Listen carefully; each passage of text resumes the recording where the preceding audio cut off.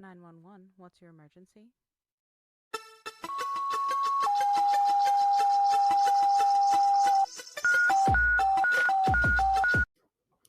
The following content is graphic, emotional, and includes dark humor that may not be suitable for all listeners. Discretion is advised. These stories are based on real-life EMS, military, and healthcare experiences. Calls are real, providers are real, names and details have been changed to protect privacy. They may be disturbing to some and are definitely inappropriate for HR department. Any medical or mental health discussion is personal experience, not protocol. Use your damn brain. Follow your local guidelines, and when in doubt, call Med Control. If you're struggling, don't do it alone. Talk to someone, a coworker, a friend, a therapist, or hell, reach out to me. I'll answer. Need help right now? Text or call 988 or visit 988lifeline.org. All right. Welcome back to Dispatch Dysfunctional. This was going to hit a lot of people who are still showing up, still working, still helping, still checking on everyone else, while quietly sinking themselves. Today's guest is Andrew McLean, an author, advocate, police officer for 18 years. But before the badge, the book, the years in service, the advocacy, or anything polished, you wrote something on your form that really stuck with me. You wrote, "I was desperate to help others, but couldn't help myself." That right there says more to me than anything that anyone else could have written. But before we get into the leadership, the burnout, PTSD, the trauma, or even the book, who are you really, and what made this conversation worth saying yes to? I it's kind of funny because who am I really? I think this is now at 50, I'm finally starting to realize who I am. You know, this journey, uh, it's been humbling. It's been a real eye opener as to my personality and who I am. So I was an only child, so I was born to help, and so I that manifested from my childhood all the way until I broke. And my breaking kind of highlighted who I was. You highlight what you had just said about what I wrote, and it's kind of true. I at the core was a people pleaser, a helper, and I always felt like I had an insight into people's personality, and I could relate to anyone, and I didn't know at the time that that was my empathy, and I had a lot of that, and so I was always driven into careers and things that would lead me to help people. So like as a teenager, I was the guy that all of my friends came to when they had problems, or girl problems, or whatever problems were coming up. Um, and then that just kind of blossomed into my journalism career because I went into that to try to help and bring people's stories to light and that sort of thing. And then, you know, the logical progression after I started having responsibility was going into policing. And, it kind of reminds me of the stat answer when I was in the chief's interview and they're like, "Why do you want to do this?" And I said, "Well, I want to help people." And I think honestly, when we get into these careers, that's exactly what you want to do, right? And so, that sounds noble and all, um, but I also put everyone else ahead of me. So I couldn't relax until everyone else around me was happy.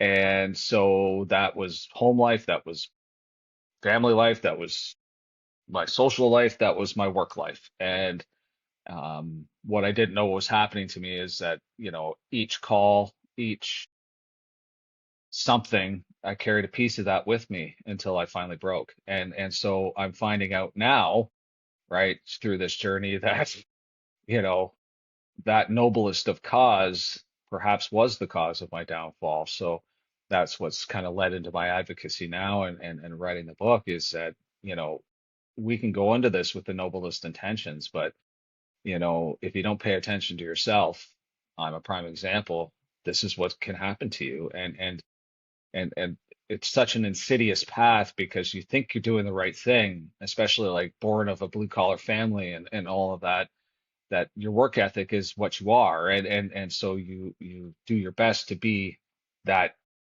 person and it's not sustainable. So and I think I think who I am now is someone who has learned that it's okay not to be okay.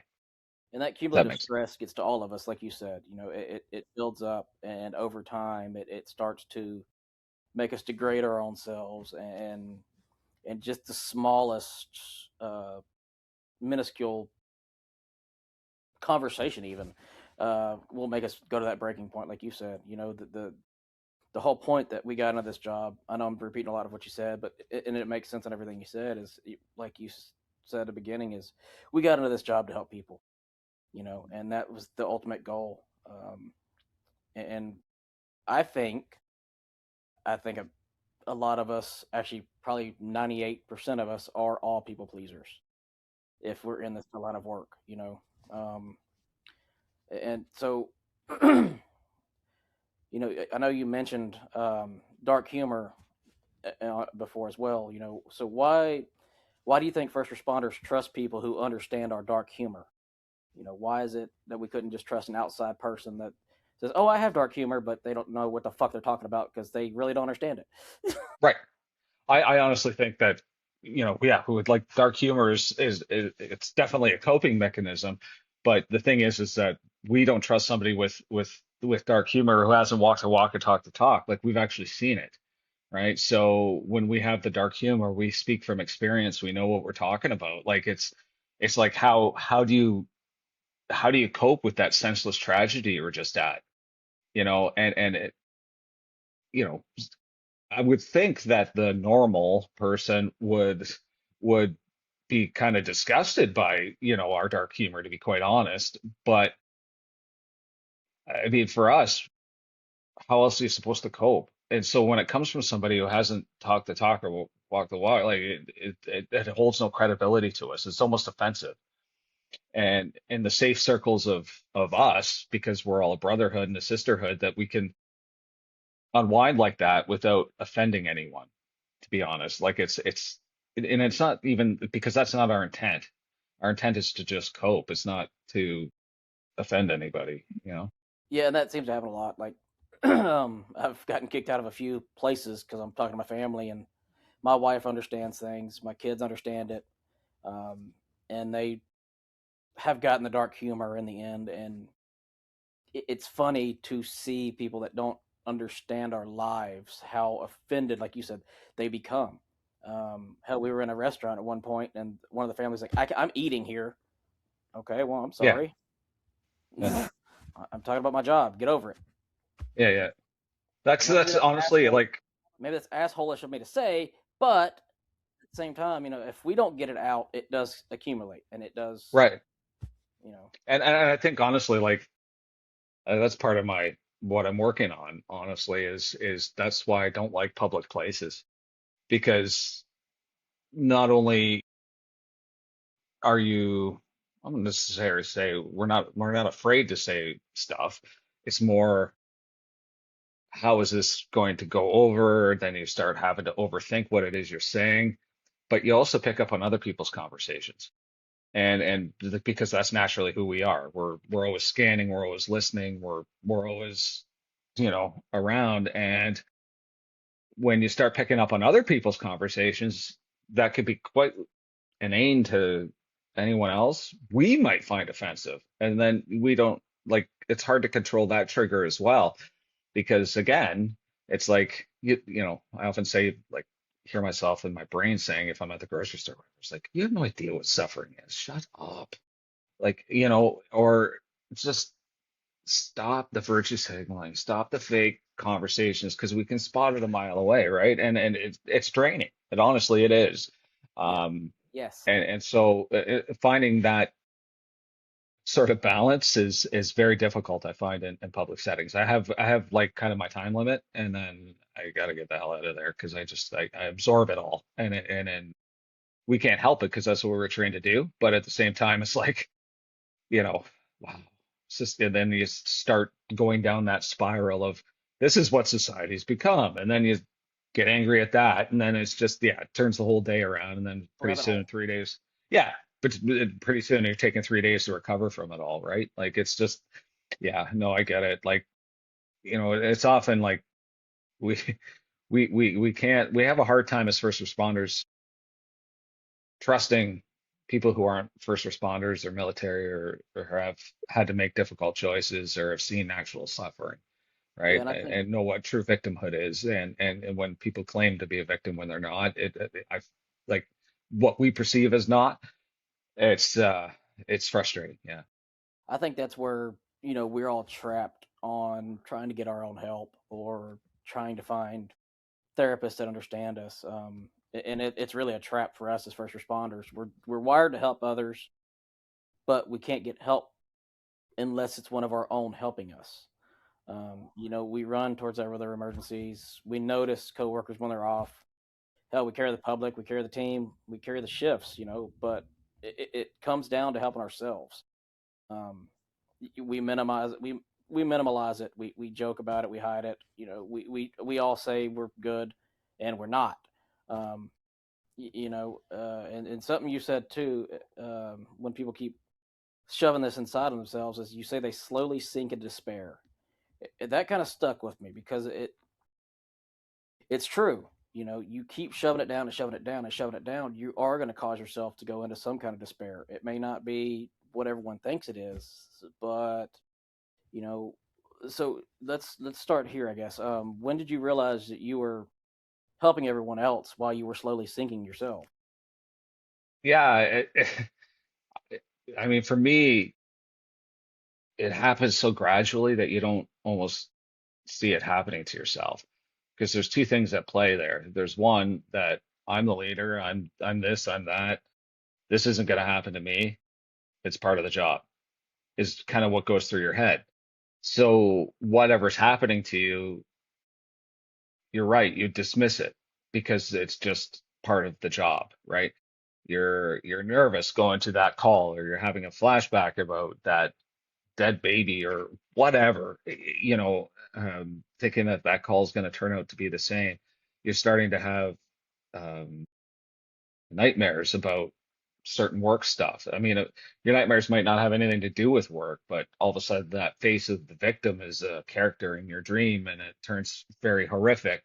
It doesn't necessarily have to be about the actual thing itself. It's just your brain trying to process this smorgasbord of crap that keeps going through your head. And so you're not sleeping all of a sudden, and then you become irritable, and then you start resenting things, um, and I think we all see that on the job with people, about after 5 years, I would say, is when it starts to sink in, and you know, you want to get courses, and you don't get a course, for instance, and you get all mad about that, and then just stuff that doesn't matter. But then also after that, so like driving home, for instance, after a shift and you've got family responsibilities and you're cursing and swearing at the guy in front of you because they ain't moving fast enough, right? Because you're still in that mode. You got to get home, you got to get the kids, you got to go here or make dinner, and each segment of your day is planned out to a T. And so I found myself like angry, but I mean, out of that anger was a root of envy that people could go about their day like that and without urgency. And I wish I was like that.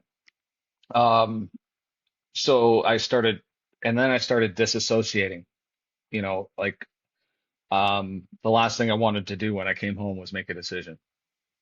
Um, I couldn't make a decision sometimes. Like I was just so foggy that I'd like, what's for dinner seems overwhelming to me, to decide what to make for dinner or you know, do I need to get gas now or can I wait till the morning? Just stuff like that where you're just tired, right? And for lack of a better term, you're just tired and irritable and things that you used to do, like when this wasn't happening, no longer interest you. So you just don't do it. So you start to become numb and then that's when the self-destructive behavior starts. So then that's when you start picking up the bottle or doing some drugs or whatever it is you're good at, gambling, sex, whatever it is that you do. So for me, it was around year 5, but I didn't know what was happening, Right. right? I just thought it was part of the job, and of course the culture is suck it up, sunshine. This is part of the way it is. Get over it. We're short on the road, so like What are you going to do? Not work? Well, no, that's not an option because there's only fucking eight of us for 200,000 people. So let's go, Well, sort and of then thing. And on so, that side too is so say you did go to your captain or your chief and tell them, hey, I'm having mental issues. That makes your job go away. You're no longer going to be able yes, to be a cop. And I think that's one of the double edged swords that we seem to have in our realm of work. no, I agree. I agree with you 1,000% because again, I was speaking from my own experience, when I really knew something was wrong, um, who the hell was I going to go tell? Right? Because we're let's face it, we're alone a lot of the time when, obviously we're going to calls and stuff, but we're in the patrol car by ourselves and or in the detective van by ourselves. And there's a lot of time there to think of very self-destructive behavior. You got a sidearm beside you. And when suicide was when I attempted that and literally had the Glock in my mouth, I the only thing that stopped me was my dad's voice at that point. But do you think I reported that? Because I was like, what the fuck would happen? Like I am totally broken. I don't know where to turn. But if I turn to work, they're gonna take my gun, they're gonna take my badge, they're gonna put me in a loony bin, they're gonna do this, that, the other, they're gonna force me into treatment that I don't want. And I'll never get promoted and I'll never get a special assignment again. And I might be photocopying papers for the homicide branch when I was the one leading those investigations sometimes, the general investigations or whatever. And so how can I like I can't do that. Like I would die doing stuff like that when I like catching bad guys. I like writing the warrants. I like investigating shit. And if you're going to tell me that I can't do that anymore, plus the stigma attached to it because your buddies are going to look at you differently and you know whether that's in our head or not, it's not. Well, I mean on our level, like on the on Partially the is. on the on the constable sort of patrol, like the grunt level, maybe there's going to be some guys that understand, but certainly in the management level, no, not at all. And what is the help that they're going to offer you, right? And so you're dealing with a whole lot at that point when it happens. And I think that when people like when guys like us, like when we finally get to the point where we're like, fuck, I need help. Um, you're already far gone. You're too far gone at that point. Like by the time I sought out help, like doctor and therapist and stuff were like, they already knew I had PTSD. I just didn't have the fucking official diagnosis. But they're like, we can't. After what you told us, you cannot work. We're not letting you. And that's was a big blow to me because now you're losing your identity too, right? Your worst fears are starting to come true, and so it's not an easy journey, that's for sure. And when the process starts, it's you're constantly explaining yourself. And as people pleasers, remember we talked about that. That's all we do is we over explain, right? So I And think, and on that side of it, as you said, the management or leadership really don't understand, even though they did come from our realm. I don't quite understand or comprehend on why it is that we're sitting here struggling, and we know they did at one point, but at the same time they don't know their ass from a hole in the ground on how to help us right, if we did no, go. And I don't quite understand that. But no, I think having had some time to think about this and I mean up here and I'm sure down there too, s- a change happened in leadership around the early 2010s, let's just say. And when I started, leaders, sergeants, staff sergeants, or whatever would be a lieutenant, maybe, or a captain, or whatever, they kind of had your back. Yeah, if you made a mistake, you're gonna get in shit, but at least you learn from it and um, have your back. That changed, and one quote that was said to me a long time ago was that if you're going to be a leader, so when I was putting in for sergeant, remember that it's about the people under your charge. It's not about you. It's not a title for you, right?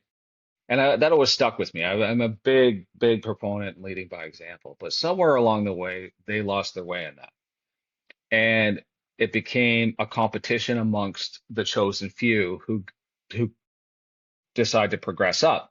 And a lot of them, quite honestly, started coming from the administrative side of policing.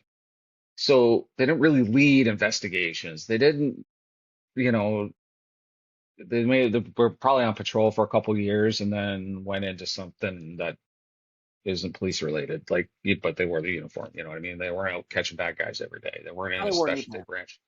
Yeah, and yeah, it's so they kind of lose touch with that, right? So they're more worried about all of a sudden people were worried about overtime and uh, shit that shouldn't matter. Like, I remember when I was in detectives, we were arguing about calling out our SWAT guys, our ERU, um, because we just had a drive-by shooting. We found the car involved, and we know the building he's in at least. And they're like, well, maybe we should just maybe you guys could just watch it till the morning and blah, blah, blah. I'm like, what if the guy comes out? I'm not a tac team. Like, what am I supposed to do? In my suit, take him Oh, down with my stay glove? there. Like, you know what I mean? Like, what? So we started kind of losing touch with what it is we're supposed to be doing. And I think the trickle down effect of that is for guys who actually give a shit and do their job well and are empathetic and want to fight for victims and get bad guys behind bars and stuff. When you're constantly justifying that to management, the effect it has not only on morale, but your mental health is astounding. It really is. Like when you're getting in shit from the public because of the uniform you wear and the job you do, plus getting in shit for not solving it or doing something against procedure or with procedure, like whatever, it's like, what the hell am I doing this for? And so you kind of lose your way. So that wide-eyed recruit, when you start your job, you're like, yeah, this is fun and whatever. And as you kind of progress through that, you're like, I thought we were supposed to be here catching bad guys, and I thought we were supposed to be doing this stuff. So when you have to go to a victim, like a true victim, and say, there's nothing we can do, um, it's not brass doing that, it's us because of decisions that we have no control over. And you have to deal with that emotional fallout, that moral injury, because you want to do the right thing and can't, but you have to deal with that person too. And I often say, like, sometimes, people in those positions, no wonder they hate cops. Like it's well, seriously, it's like, And it's true. I laugh at that, but it's true and it makes yeah, sense. You know. yeah, and it's tough because then you start questioning your own identity too. Like, do I really like what I'm doing? I'm good at it, I think. I mean, I don't get in shit, so that must mean I'm doing things okay. But I think when you couple sort of that scenario of the grieving mom or dad whose son was murdered or severely assaulted and is basically brain dead at the hospital or whatever, and you're like, in your brain, you're going, well, we couldn't get the proper teams, but we've lost that evidence and we can't, and so you suffer that moral injury, but you're also, as empathetic souls that we are, and I think the good ones truly are, um, absorbing that, and you have to take a piece of that with you every single time it happens. That's what I think where the demoralization happens. And I think that's what the public may not understand is that it's not just what we see. It's what we feel and what we have to do as well. And you know, I the shelf life on that, I mean, I can't put into words, but I know a ton of guys off now and we were all doing the same shit. And I shudder to think what's left, And it's funny. inside. it's funny you said it that way too, because I actually had a guest yesterday who's an author, um, who didn't realize our mindset, until he started writing about us. And we were talking yesterday. He had a he read in a paper about a firefighter saving 14 and losing 3. And the firefighter, of course, just like me and you lose that 3, that's bigger than saving those 14. And it's amazing to see or understand that the public doesn't quite get that. We can save as many as we want. That's all fair and good, but the ones we lose stay with us. Yeah, and they do, and it's kind of funny the ghosts you carry, right? Because I think you know with my post-traumatic stress, there are horrific calls that I completely forget about. And then all of a sudden they just pop back up. I was like, oh yeah, fuck, I remember that. And in the process of writing the book, it was kind of the same sort of thing. Those are just a couple of examples that I put in there, but it would bring up this flood of memories that your brain's protecting you from. And it's never the one you save. It's always the ones that are lost, or you know the the the guy, like the addict on the street that would always give you information, or you talk to and stuff like that, that used to be addicted to crack, and then they unfortunately get into meth and fentanyl and they die. And so you've essentially known this person for 10 years and you interact with them, whatever. I was a firm believer you treat people how you're treated, right? And so the only way to get to know these people is to treat them like humans, but then all of a sudden now they're just dead in some crack den somewhere, and what a waste of life, right? So even that you carry with you. It's you know I don't I'm not a spiritual guy, but I went to a psychic once, and as soon as I walked in, this person knew nothing about. I walk into this room, and the psychic looked at me with this blank stare, going, "Holy shit!" And I was like, "Yes." I was like, "What?" And she's like, "You are the walking poster child for post-traumatic stress, and I have never seen so many spirits attached to one person." And I was like, wow. And then she started bringing up shit that actually happened. And this person never fucking knew me, right? And so I was like, wow, yeah, no wonder I feel tired all the time. Yeah, they're like clinging to you, sort of thing. And I'm like, but that kind of got me onto the train. And this was before I was diagnosed. I was still working at the time, and I thought,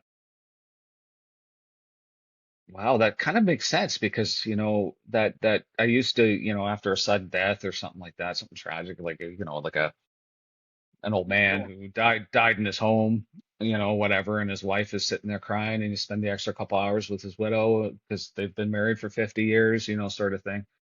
And I always used to go home and just have a little shot of whiskey for every death that I had, just a little toast to them, right? Um, but you think of how many of those I've been to, I can't even count. And you know, if they're all attaching themselves, then yeah, I get that, because you always take a piece of a call away from you, With you. sort of thing with you. Exactly. Yeah, and so that kind of opened my eyes to that, and it was shit, I because you want the don't name know. of this. I want the name of this one. Yeah, so it's like wow, yeah, but yeah, it's I think that because I think most of the public interaction, say with police, is that they get a ticket or they get pulled over or whatever, and or the other one was let's just say you have your bike stolen from the garage, and your kid's bike or your bike or whatever, some tools taken out of your garage.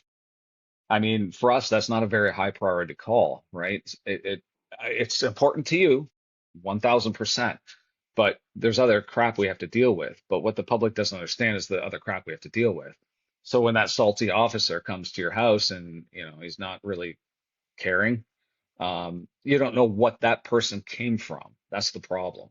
And so or if that investigation just kind of goes nowhere, it's because that officer, and I've seen it, that they come from a baby death, a baby murder, and they have to get their notes done. They have to give them to detectives, and they got to hit the road because the calls are piling up.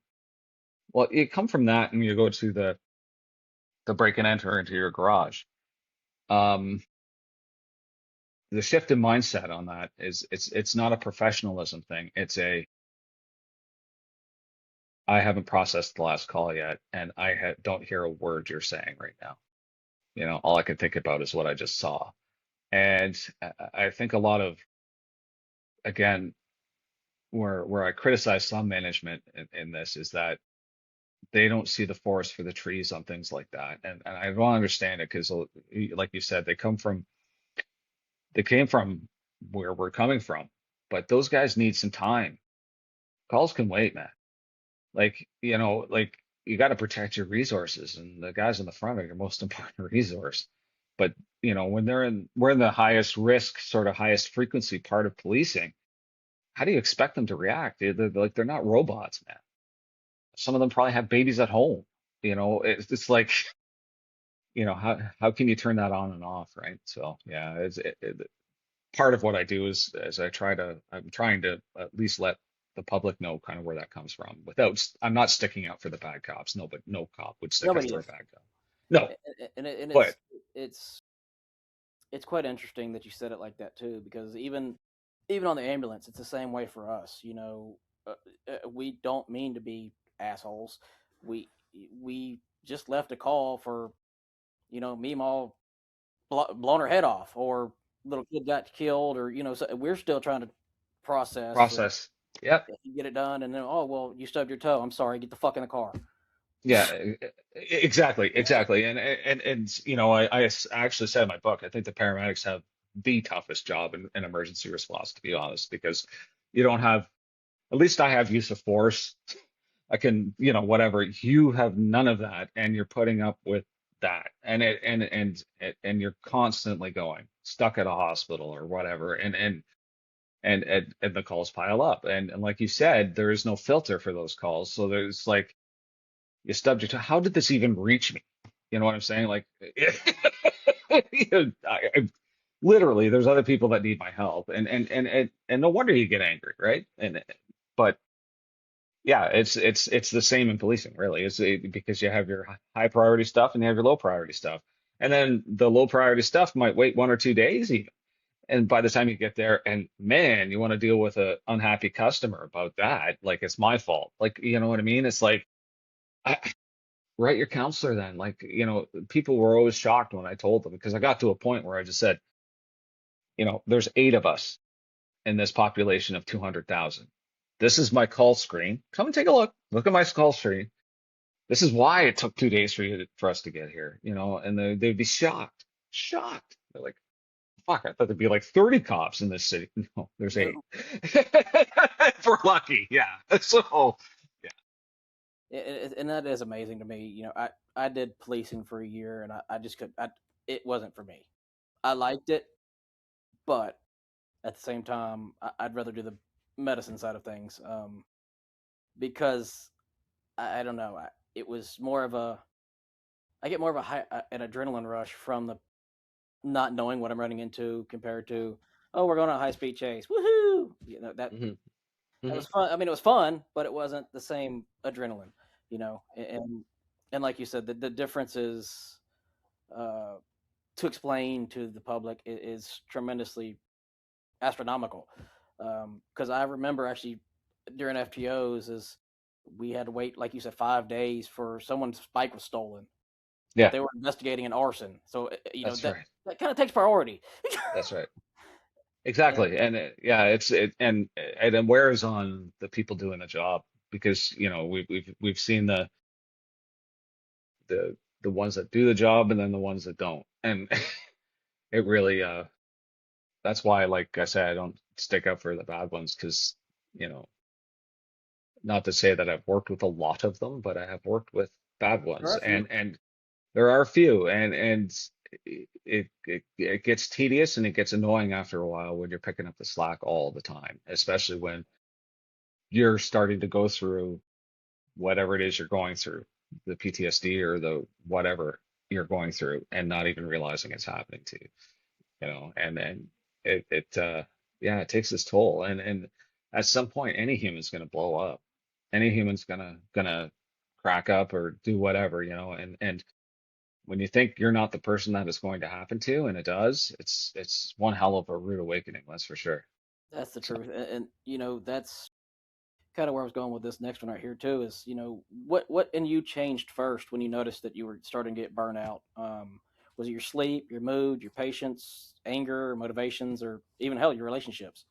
yeah, all of the above. I would say. No, I Yeah, we mean start talking about something. it actually started with sleeping. So sleeping was a big issue. I was having nightmares, and I just kind of dismissed them as part of the job, right? Like, yeah, I had a big busy day with this call, and of course I'm going to dream about it after. Or, you know, these violent dreams of being in a shootout that never occurred, but just the possibility of it happening or whatever.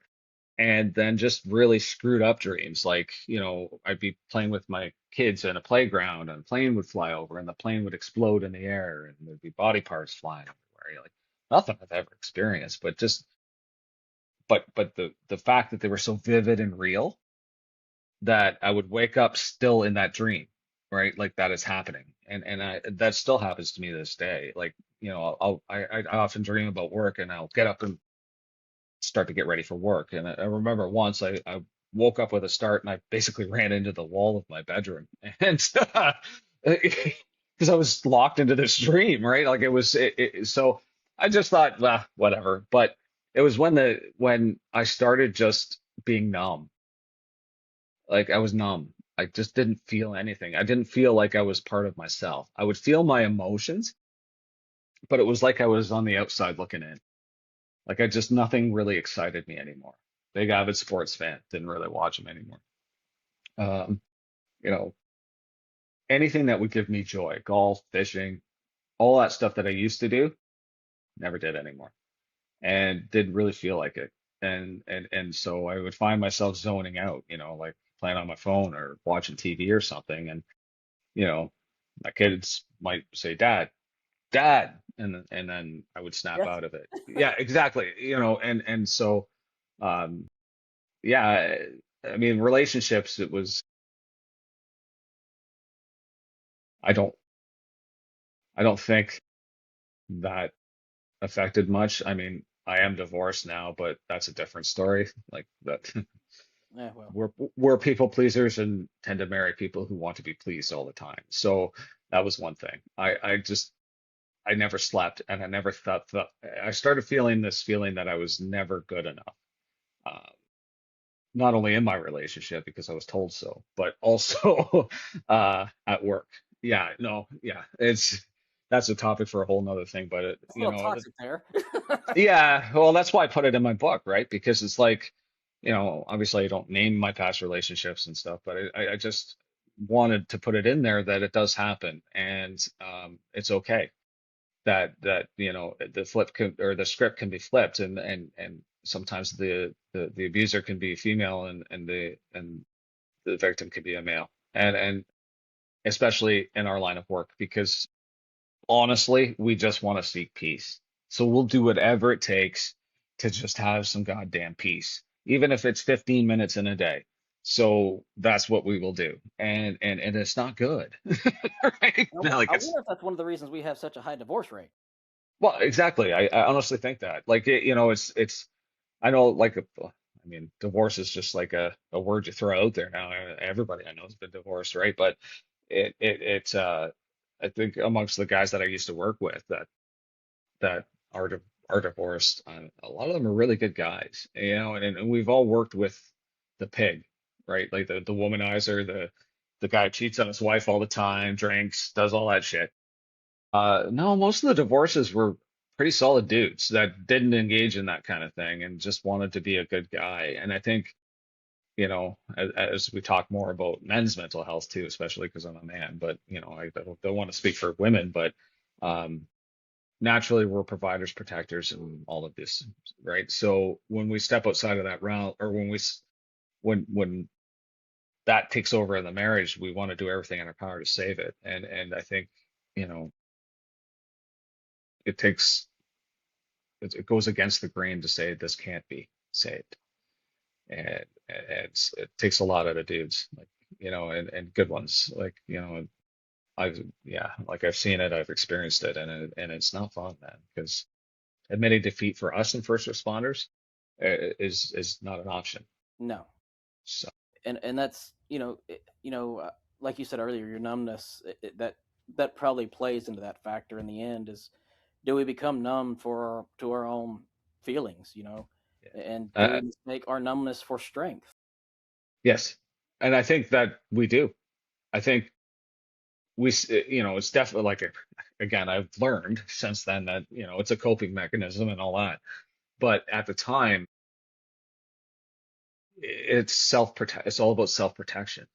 So if you make yourself numb to the emotions that you're actually feeling, none of those emotions really matter, and you can just carry on like a robot.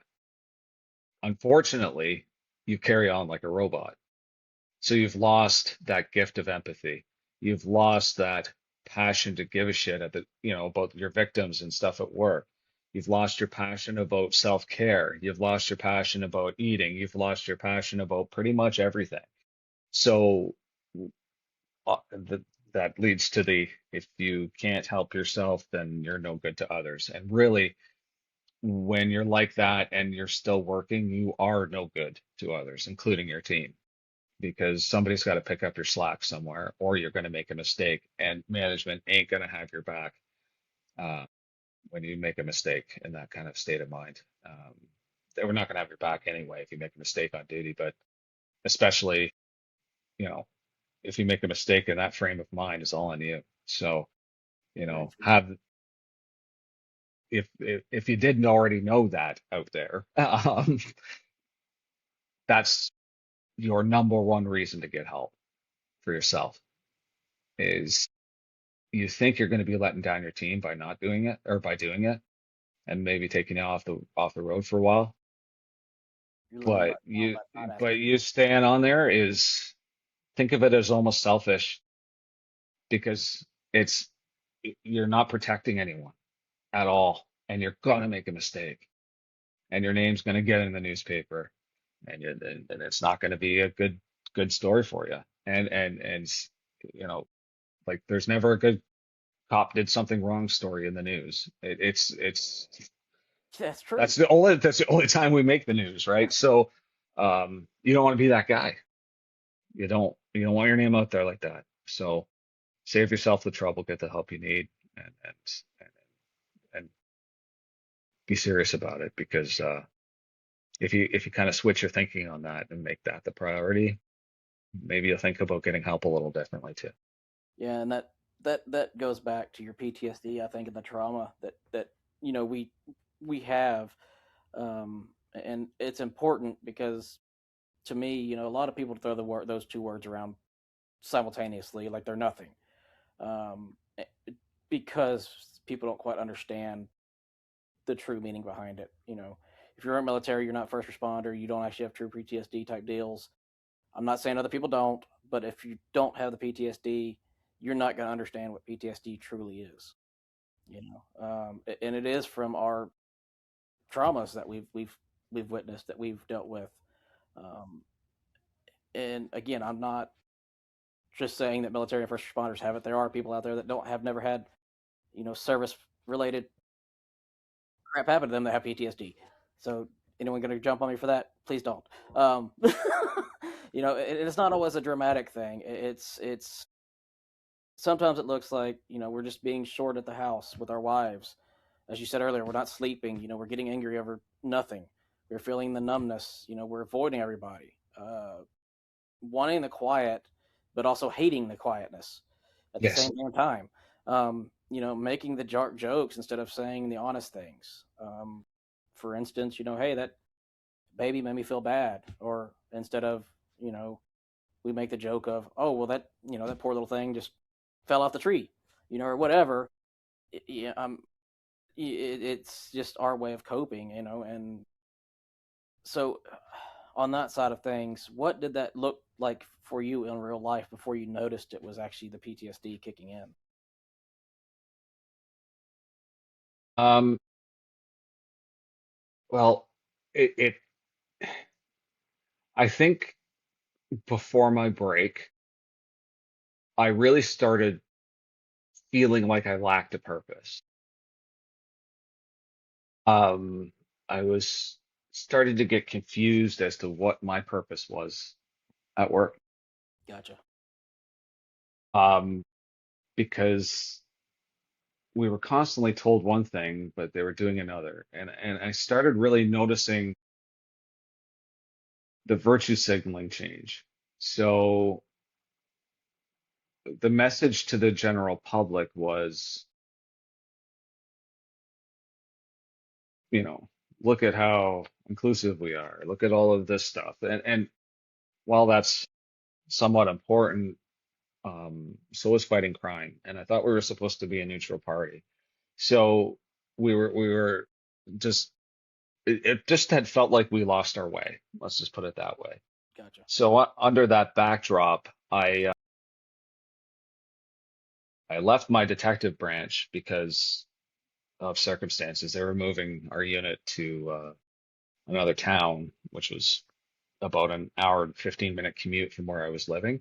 And I was living in that town because I was separated. So I was actually living with my mom at the time. Well, my ex-wife was in the marital home. And so I had to lead detectives in order for me to be around. So we were working 12-hour shifts, and then, in order for me to even see my kids or whatever, I couldn't afford to be on call all the time. I couldn't afford the hour and 15-minute commute on top of the 12-hour shift without overtime back and forth just to get my kids to their extracurriculars or, and see them or whatever. So I went back to the road and the other town that was close to where I was living. So it's only about a half an hour away. Um, so I took a $10,000 a year pay cut Wow. to do that. Right. And then I brought the wealth and knowledge from detectives and stuff back to the road, but I was questioned every step of the way of doing it. Right. And so I had to explain why I was leaving because, oh, don't worry, sir. It's not because of your choice to move like seriously, like it was like a trying to coddle a baby sometimes. And it's like, it's not because of your idea. I really don't care about the idea. What I care about right now is my life. So, I'm just trying to stay afloat here and still work. And so, anyway, I went back to the road, and there was a couple sergeants, a staff sergeant, on that shift, and so I would be called a lot by the management of the shifts. Do we need a warrant for this? Okay. And then the kids started coming to me, right? Because I was a field training officer, it was all of these things. So I was just a natural leader. I hate talking about myself, but I believe in leading by example. So there's nothing that I wouldn't do that I wouldn't expect anyone else to. So they started coming to me for advice, right? Like how to interview people, just things, because these kids are fresh out of police college, fresh out of training. So they want to learn how to do the job. Well, nobody was really showing them how to do the job. So I was like, well, fuck it, I'll do it. Right? Senior constable. So that's the dawn of time policing. That's usually what happens is the senior patrol guys look after the junior ones. If there's an issue, it goes up the chain. So that's what I was doing. And I got called out on that. I got brought into the staff sergeant's office and cornered by the three of them. And they basically gave me shit because the kids were coming to me for advice and I wasn't going to them. And then they started bringing up my marriage and stuff. And I'm like, wow, It has nothing to do with work. no, this is a huge HR issue, but whatever. I just said, I just went off, right? Like I just lost it essentially and I blame you. explained to them why this is going on, the $10,000 a year pay cut, this, that, the other. You're not giving me leadership opportunities that clearly need leadership because none of these fucking people know how to do their job. And if you did your job, then why they would be coming to me, right? So why am I here, right? And so I think that's when I knew something was wrong because old Andy could have taken that with a grain of salt or not even cared. But I took that as a deep personal cut. Suddenly, everything that I've done in my career to that point meant nothing. And so I left that meeting broken and I cried. And one of the recruits that I trained, I'm very proud of him now. He's in our training branch and stuff. But Sweet. yeah, he's a good kid. And so anyway, he came up to me and he's like, Andy, you need to get the fuck out of here. Like, you need to leave. You need to go take care of yourself. This place is going to kill you. And I didn't know it at the time, but yeah, it was going to kill me. And so I went to my doctor. Blood pressure was 180 over 130, cortisol through the roof, always on hypervigilance. Yeah, so that's what I mean. By the time you have that somebody intervene, it's already almost too late. Like, I was a walking heart attack or stroke waiting to happen. And he's like, I can't even let you go to work based on that alone. And then obviously, on the psychology side of things, I got my diagnosis of post-traumatic stress, major depressive disorder, all of these things. And the rest is history. And honestly, like, after I got that diagnosis, there was a weight lifted off, but I felt very guilty. And it almost took, like, I would say it took about a year of me just recovering, sleeping, getting the will to want to work out again. There's just stuff like that. And once I got onto that footing is when I started writing the book. So like, I look back at what the defining moment was.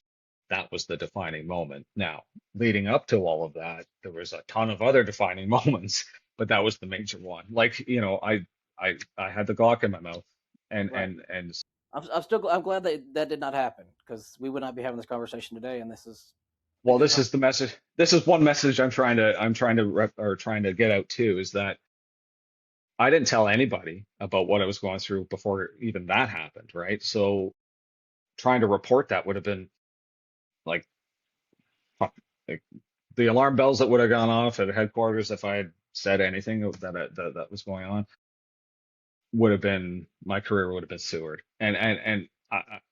So anyway, I thankfully I didn't do it. But one of the things that I'm trying to say to people is that, especially in our profession, is that, I've been there, and I've been very, very, very close to the edge. And I could tell you from experience, no matter how shitty it is after that, it's much better than that. And all you have to do is just think of the loved ones you have here before you do that. Just do me a favor and think of that, and then pick up the phone or fucking text me or fucking reach out to me on Instagram and we'll talk. I don't give a shit where you are, Same here. because Yep. yeah, the world's a much better place with you in it. And you have a gift now. You have something to share. You have something to empower people with that experience. And nobody can take that away from you. You were in the pit of hell, Yeah. Exactly. and you walked out now because you decided not to do it. Be proud of it. Amen. Yeah, like, just be proud of that. And that's, yeah, that's some king shit right there, like, unless you've been there, you don't understand. And you don't understand the irrationality of your thinking at that point. But once you realize, holy shit, what I've just done and what could have happened, and you reflect on that, um, yeah, that's when the strength really starts to come out then. That's when the healing starts. Very true. And one thing that you said on the forum, as well as leadership and accountability, um, should be changed. And I agree with that, because the accountability and awareness that we should be able to provide to people that need that help, it shouldn't. I'm sure you put it for another reason, because it makes that makes things fail. But the reason, to me, that should be changed is, if you didn't threaten people's jobs for them to come to you for help, that would be a hell of a lot better for our entire fields. B, it'd be better for the mental health of everybody. And I want to get your feedback on that as well. But that may have been what if I was reading your form wrong, correct me. But No, no, you're right on. I think, see, I mean, up here, and I don't know the situation in some of the departments down there, but I do follow quite a few of them on Instagram, and it seems to be a trending pattern of, outwardly we give a shit, right, inwardly they don't. no, And I'll give you an example again. Like, I mean, it's this wasn't long ago.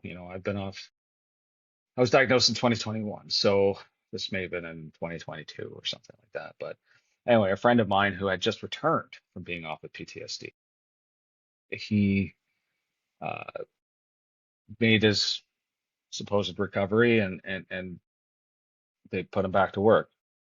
And like always, they put them back on patrol. High frequency, highest risk. Makes no sense to me, but that's what they do. And so anyway, he wanted to have some added responsibility. He actually had more time on than I did, so he wanted to get the acting sergeant's course and maybe be a field training officer again, get his qualifications back and that sort of stuff. And he was told no Oh, wow. because of his mental stuff, and that if he didn't like it, he could go to my person, meaning my psychologist, get him to write him off so he doesn't have to come back, just like I did.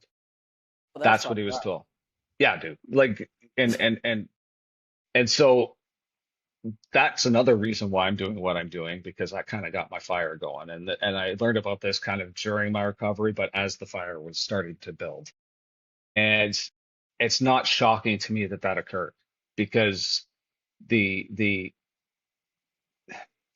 the stigma is not held by those who have been through it or those who have witnessed someone going through it. They know this shit is real. The stigma is held by people who have never been through it. And typically, those are people that have either been promoted too fast or they come from the administrative side of things and they're suddenly thrust onto the road with something that they feel they need to prove. Like never written a search warrant, never investigated the way out of a paper bag, never done anything like that. And if they did have investigative time, it was in a branch that the investigations are typically done for them by the time it reaches them. So, so it's almost like they have something to prove. The other side of that is that that leadership has changed in the sense that it used to be where they would have your back. They don't anymore. It's like a pack of hens that are constantly clucking at one another, trying to leapfrog each other for the next promotion. It's no longer about the people in their charge. So they want to make examples of people, and the only way they know how to make examples of people is to insult them. And I think that number one is something that needs to change. Their training also needs to change, because I don't know about you, but if I knew a colleague was struggling, it would be hard to see. And if you're a supervisor who's overlooking their paperwork, their department, you know, seeing them operate on the road, maybe go to a couple of their calls and see how they're handling it. I mean, if they're coming to work with booze on their breath, I mean, this stuff is pretty simple to see, right? And so how do you get them help, right? How do you do, like, we all have a duty to report, right? It's like social worker, whatever. Like if somebody disclosed something to me that, of a nature, or I notice something, I have a duty to report that. Like if a kid's suffering down the street, I have a duty to report that. What makes supervision any different? Because the problem is that they will let it go because they need meat in the seat, right? And they want to give the appearance that that everything's fine. But when that officer fucks up eventually, and they will, who's got their back? Nobody. Who's got that? Exactly. That's the guy that ends up in the news with a big fuck up, right? That's beating the shit out of some homeless guy that talked back to him, doing something dumb like that, or using excessive force, or whatever, drinking on the job and crashing a cruiser, or smoking weed on the job and hanging off trees. Like there's a story about that in Toronto. There's some officers that smoked a bunch of really strong weed, and they were climbing trees and acting all weird in uniform. This is what happens. Right. And again, I'm not making excuses, because there's also, you got to take an inward look at yourself and have some hard conversations with yourself if you're feeling bad and you need help, right? But at the same time, like, how does it get to that point, right? Like, somebody has to notice, and if you're a supervisor who truly cares about the people under your charge, you'd think you'd see that. And that's the problem. And I think another thing is, as you put again, you wrote this as well, as it's a strength, not a weakness, to ask for help. You know, and I think the stigma that we all have is you ask for help, you're weak. That's 100% not true. No, no, no. You're strong. Vulnerability. Yeah, vulnerability to me is a strength. And but being a pushover is not a strength. Right. So if you kind of change your psychology on that and think of yourself that you're a pushover if you just continue along with the norm and continue to self-destruct because you're doing it to please others, that means you're a pushover. But where this true strength lies is understanding that you have a problem, right? And then you go and you seek help for it. And us as people pleasers, that's where the crux comes in, right? Because we're worried about what other people think of us. Believe me, there will be a time when you do not give a shit what other people think of you anymore. You do not care because, again, you have to look at the source. And the one good thing or the one thing that PTSD has given me is an incredible insight on people. Now, I had a lot of courses and training, interviewed bad guys, detectives, all that shit, whatever. But so I learned to be a good read on people. But this has given me a brand new insight on people's motivations and recognizing patterns in human behavior. And once you kind of free yourself of that jail, it's quite the awakening.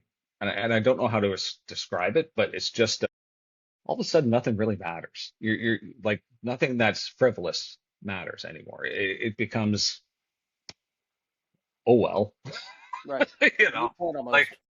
yeah, okay, so you believe that, great. I just choose not to hang around with you anymore or listen to what you have to say, and it's quite an empowering feeling, and it's a feeling I think most of us have never had before. It doesn't make us arrogant or cocky or anything like that.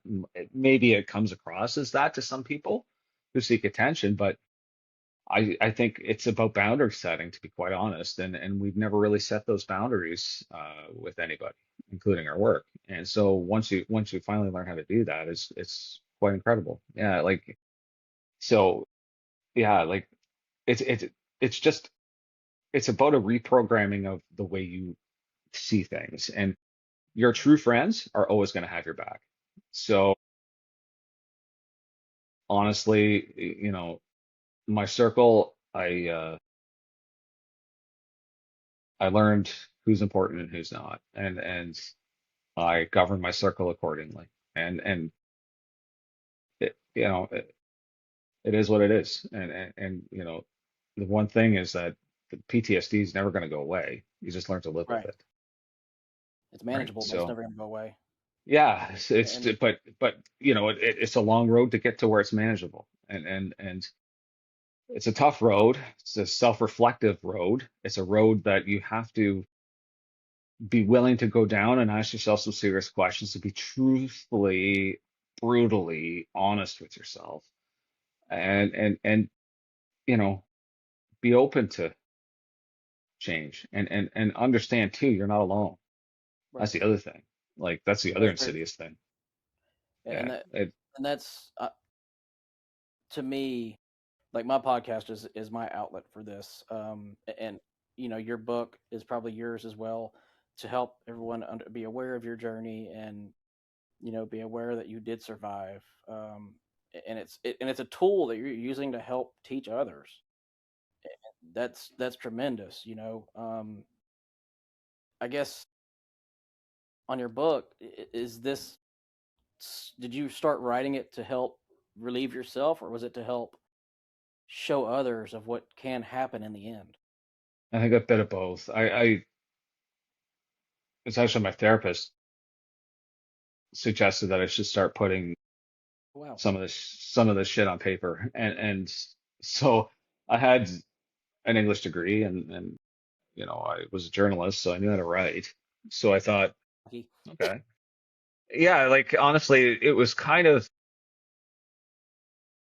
my exposure therapy. Let's put it that way. There was chapters in there that were incredibly hard to write, and some that were easier to write. Like, I mean, one day I could bang out 50 pages, and be like, whoa. I'd wake up at 8 o'clock in the morning and look at the clock. It's 8 o'clock at night, and it just seemed like 2 minutes had passed by, and I'd written 50 pages. Then, That's cool. yeah, like, and then, especially about the early stuff, and the training and stuff.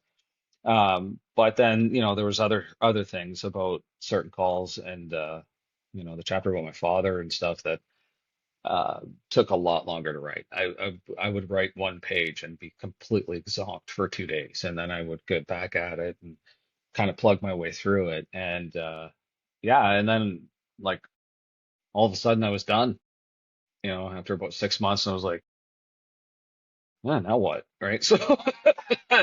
So started the publishing route, which was a long process, but once that was done, yeah, I mean, so I just thought I'd put it out there, so it's kind of started as personal therapy, but ended up being something that I wanted to share with people to help them. So Like, what would you want people to feel when they read it? That's a question I forgot to ask earlier. yeah, depends on the audience. I think for the ones that suffering, I want them to identify with it, first of all. And hopefully it leads them to question what they're going through and stop passing it off as something that's just normal. So if they identify with the stuff that's going on in there, it's time to go get help. Uh, for, say, a loved one, a family member, or a friend of a first responder, education. That behind the smile, behind, you know, the guy you love or your brother or whatever, this is lurking. If they've changed, tell them. If this is what they look like now and they were this something completely different 5 years ago or 6 years ago, you need Say to tell them, yep. say something to them. And then for the general public who has no affiliation to emergency response at all, education. This is what we go through. This is a true account, as true as I could make it and as raw as I could make it, that this is what we go through. If you don't like us, that's one thing, whatever. But if you're indifferent or you're a supporter or whatever, just to create some empathy. That's it. Just some understanding, because we're terrible at explaining what we do. And honestly, it's like, for the amount of negative stuff we hear about first responders in the news, here's what leads to that, or here's what really goes on behind the scenes, or this is why it seems like we're lazy because we can't solve a case because we don't have enough proof. We live in a country where you're innocent until proven guilty, and if I can't prove you guilty, then I can't lay a charge, even though we all know you did it, Yeah. right? So it's right. It's just that type of thing, and the heartbreak that goes along with that on our side of things. Because yeah, like I say, we do a terrible job of explaining what we do. So honestly, for them, it's just like an education, honestly, and I'd be happy to answer questions from anybody who had any questions about that. But that was kind of my goal. I gotcha. So did writing this change the look at your outlook on hope by any chance, or did Yeah, I mean, there was a time when I was pretty discontent with society and pretty discontent with myself and my place within it. And I think not only writing this, but also connecting with great people like you in this process has kind of renewed my faith in humanity, and it's also kind of renewing my faith in myself, to be quite honest. Like, I could not picture doing this 5 years ago. oh, wow, Um, that's good. That's there's blessing. no way.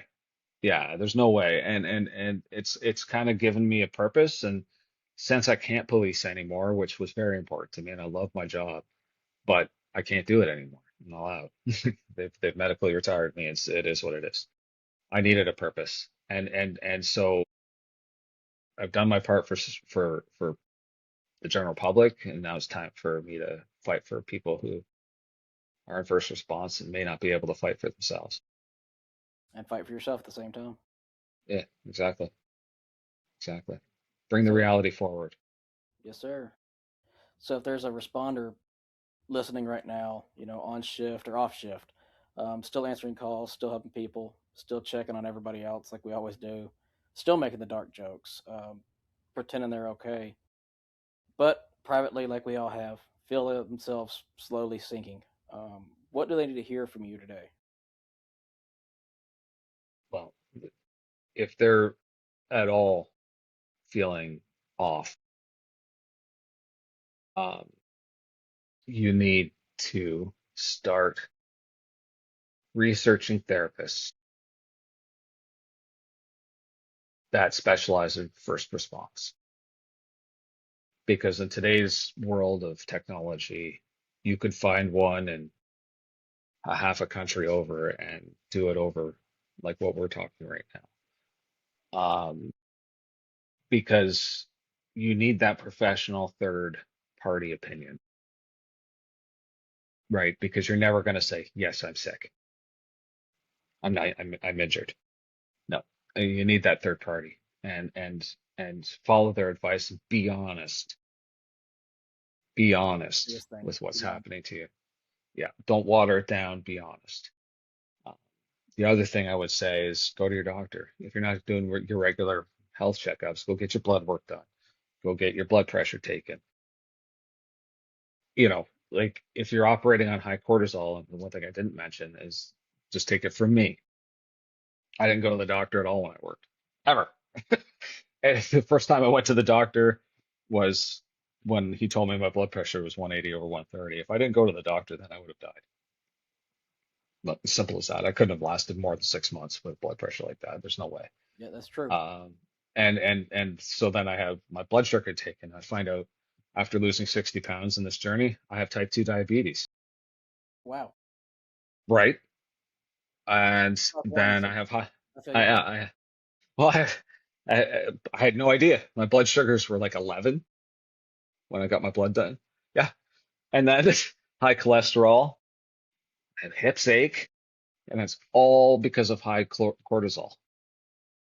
So the science behind the physiological effects are real. And if I just ignored that, like, I don't know, they could be chopping off my foot now. Like, just stuff like that that you didn't even think of. I don't even think of. And then also the science behind the brain reprogramming. And it's true because if you're always in what they call it, the fight or flight, or when the prefrontal cortex is taking over everything, and that's the hormone that's being released is the cortisol. It shrinks your hippocampus, which stores short-term memory and that sort of thing. So your brain chemistry changes. And if you find yourself that you like, and I mean not just playfully forgetting, but like short-term memory forgetting shit, like genuinely forgetting shit. And I do that now. I've really noticed it now. Like it's bad. But that's a symptom of all of that physiologically. So that's why it's also important. Go see your doctor. Like just go to your doctor. And if they give you meds, take like, it's going to save you a whole lot of heartache down the road. So listen to yourself, research, do, right? Because ain't nobody going to come and save you. So, you got to reach out. You got to let people know something's wrong. Otherwise, everybody's just going to think everything's fine. So, All right, so what do you tell the people that My just- wife, sorry. Yeah, okay. So what do you tell the people that are just now starting out, that don't want to lose their job, that trained, that did all the schooling, that are starting to say, that are thinking that, oh shit, something's going on? What do you tell the newbies? It's good. that is a good point. I mean, the newbies, like,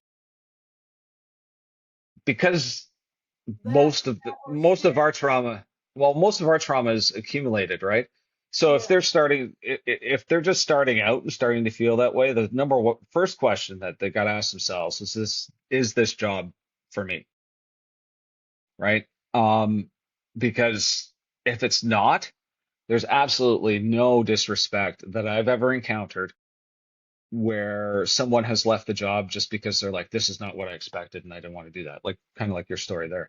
And guys are like, good, like if this isn't for you, this was going to be a hell of a long 30 years. If you don't like this job and you don't want to do it, get out now. Like, I mean, because it's not uncommon.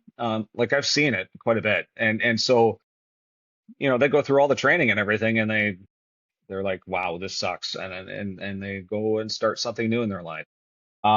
If they're bottling it in, I would say if they're really new, like still with their coach officer and stuff, because it takes about a year once you go through police college here with your coach officer before you're on your own. Talk to your coach officer first. Yep, talk to your That FTO. that yeah, that's what they're there for, man. And if they're a good FTO, they're gonna know something's off anyway. Because if you're behind, like if the recruit's behind the FTO going into the house first and stuff like that, yeah, they're probably like, or not talking to people. It's like, yeah, like there's there's normal and then there's something's up. And so yeah, I would just say that because yeah, talk to your FTO because I think that's your first line of supervision. If you go above that, Make sure you follow the chain of command. well, yeah, like if you go to your sarge or you go to your shift captain or to whatever, that stigma, especially if you're new, is real. And if it's just a phase that you're going through, see, the thing is that this is a really good question because the thing is that if you're nervous and you're apprehensive and you're kind of going through that new, I always used to tell my recruits when I was an FTO that if you didn't feel that way, I would be worried, right? If you felt nothing, right? Because then I'd be thinking you're kind of some kind of sociopath, and we've all worked with that. So that's a good thing. So it's about controlling that at the beginning. So that's why I would advise going to your field training officer, because if it starts becoming a problem, then he can bring it up the chain of command. But if it's just because you're growing into the position, okay. Like there's because nobody knows what they're signing up for until you actually get out there and do it, That's the right? truth. Like you can have all of these controlled scenarios while you're training and stuff like that. And you go through them with flying colors, but it's all a controlled scenario. There's no unpredictability to it, right? As soon as you hit the streets, it's like, oh my God, what did I sign up for? And I went through the same thing. Like on my first night, I was like, What's what? that? Yeah, why did I do this, man? Like holy shit, I don't care about the money. This is wacko crap. Like drugs everywhere, people swear and fights and uh, My but first two shifts with a bunch of naked people, but anyways. yeah, like I mean it's you never know what's gonna happen, right? Like it's like what is like and this is all crap. I survived 32 years on this earth and never saw in my hometown or neighboring towns, right? Like it's suddenly within 3 minutes of being on the road in a uniform, this is what's happening. So I I just take that one. Yeah, that's tough, but I think that's the way to go.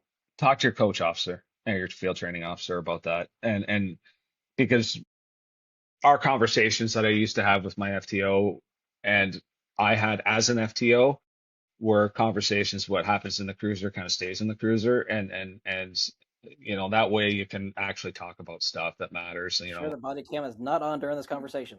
Yeah, exactly. And that was before body cams, but yeah, you don't want that. Or have the conversation outside the car because sometimes they have the Oh car yeah, the in car. mics in there and stuff. So, but yeah, I think that would be the way to go because I just shudder to think in today's leadership that if somebody did come forward like that to somebody of significance, like a rank, I mean, it could sewer their career before it even starts, Very and we true. don't want that. Yeah, and all for doing the right thing. Right. Very true. Making sure that they are there to help the entire crew. Yeah. So I guess one final question here is, if people want to read your book, follow your work, connect with you, or learn more about what you're doing around first responder mental health, where could they find out about you? What could they do? Okay, so the easiest way to reach out to me is on my Instagram page. So that's beaten black and blue book underscores in between each because there's no spaces obviously on Instagram. Um, just give me a follow and you can message me directly on there.